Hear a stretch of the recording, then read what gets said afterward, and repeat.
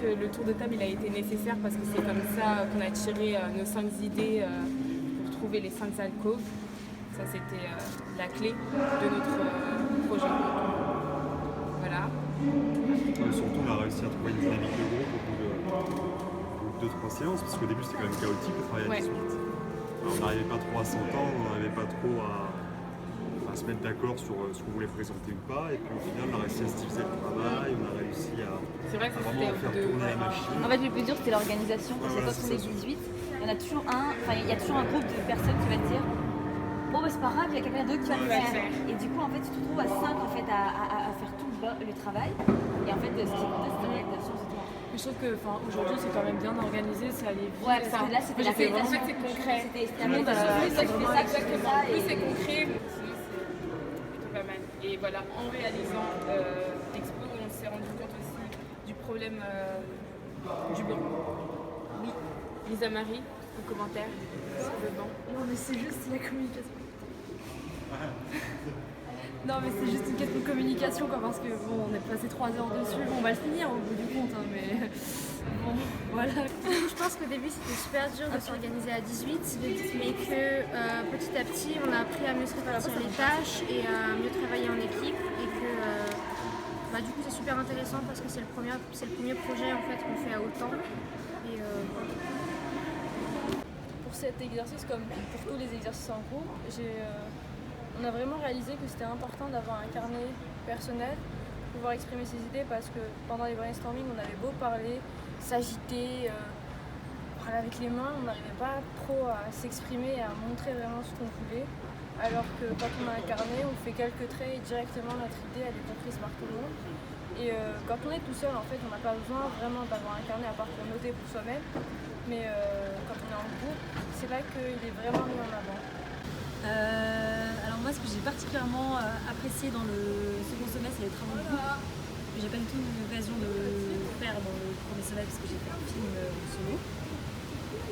Et ça m'a aidé beaucoup à m'organiser, à organiser le travail de groupe notamment, à dispatcher les tâches pour rendre le travail plus efficace, et ce qui n'était pas une mince affaire. Moi, si je parle surtout de l'expérience de l'exposition, c'est vrai que c'était le plus gros travail de groupe qu'on n'ait jamais fait encore, que ce soit que notre groupe de studio, donc 18, plus l'organisation avec les autres groupes. Je suis assez déçue peut-être qu'on soit aussi mis sous pression, qu'ils n'ont pas eu plus de temps pour plus appréhender le travail de groupe de manière collective et tout, que ça soit plus tranquille et qu'on prenne un vrai rythme plaisant du travail, parce que là c'était peut-être un peu le rush. Mais après c'est une expérience, c'est vrai que le travail de groupe c'est pas encore le cœur de tout ce qu'on a fait, et c'était une expérience positive je pense. Ouais non c'est positif. Et ce que j'ai appris aussi particulièrement avec notre expo là, du coup, ce qu'on a fait une expo sur notre propre exposition, c'est à documenter vachement la recherche, parce que moi j'ai tendance à beaucoup faire à l'oral et à pas prendre énormément de notes, et du coup ça nous a vachement appris. Donc à ce moment-là, je sais pas si En fait, si on vous parle de la conception, de ce qu'on a appris du processus de conception, on s'est vachement amélioré surtout, et on a appris à s'auto-documenter, avoir un carnet personnel. Ouais. Je pense qu'à travers notre expo, on voit aussi vachement l'évolution aussi de nos idées. Ce qu'on a documenté, et on voit qu'au fur et à mesure de l'expo, la documentation devient de plus en plus précise et riche aussi. Donc ouais, très belle expérience. Donc cet exercice m'a appris beaucoup de choses, surtout par rapport à la collaboration. Enfin, même si on a eu des exercices avant en groupe, là le fait d'être en projet tous ensemble, ça nous a vraiment aidé dans le sens où chaque personne savait mettre en avant ses points faibles et ses points forts. Par exemple, quelqu'un qui avait du mal avec le dessin était plus fort dans la conception de quelque chose d'autre. Et ça m'a appris aussi à accepter mes faiblesses, mais aussi mettre justement en avant mes points forts. Et aussi, ça nous a beaucoup appris sur le travail d'une exposition. Il y a beaucoup plus de choses qu'on pensait. Et même, moi, ça m'a surtout appris à pas sauter les étapes, parce que quand on travaille seul, on se dit bon, c'est pas grave si je prends pas ça en compte, je ferai ça après, ou j'ai pas besoin de le faire. Alors que là, justement, vu qu'on était ensemble, ça nous a poussé à faire de notre mieux pour faire comprendre aux autres nos idées et pour faire en sorte de réaliser ce qu'on veut faire. Voilà. Du coup, je trouve que globalement, l'exercice 4 s'est plutôt bien passé. C'était assez amusant de le faire. au début, c'était un peu compliqué de trouver notre corpus parce qu'on devait exposer l'exposition. Du coup, on a eu beaucoup de doutes. Mais au final, tout s'est bien passé. On a eu quelques accros à la réalisation. Par exemple, moi, je m'occupais de faire les graphes, enfin les pochoirs. Et on croyait vraiment que ça allait marcher. On arrivait et tout a commencé à débouliner. Donc c'était un peu compliqué. Mais finalement, on a trouvé des méthodes en direct. Et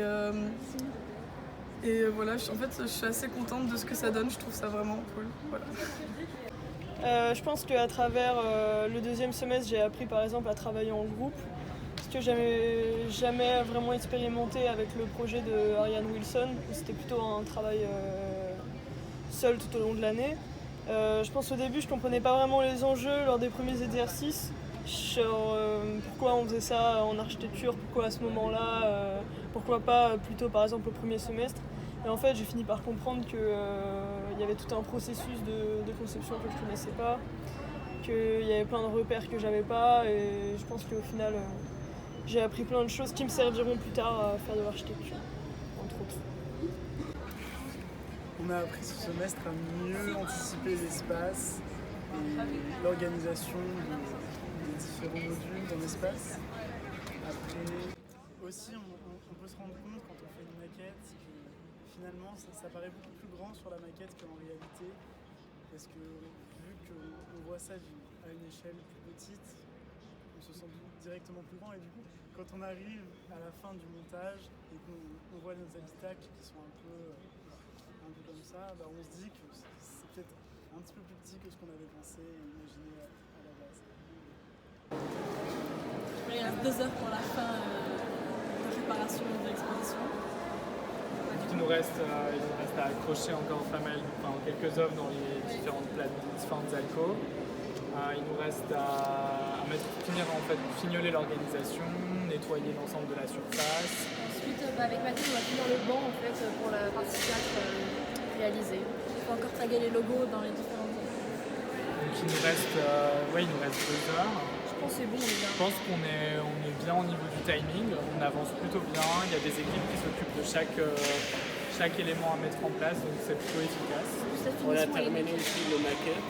Ouais. Voilà, coller et présenter comme espace. Et il y a aussi quelques petits détails, comme par exemple les finitions des plats.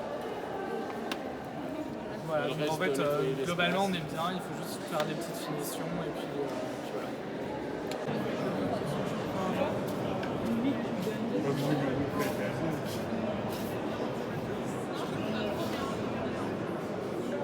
Congratulations.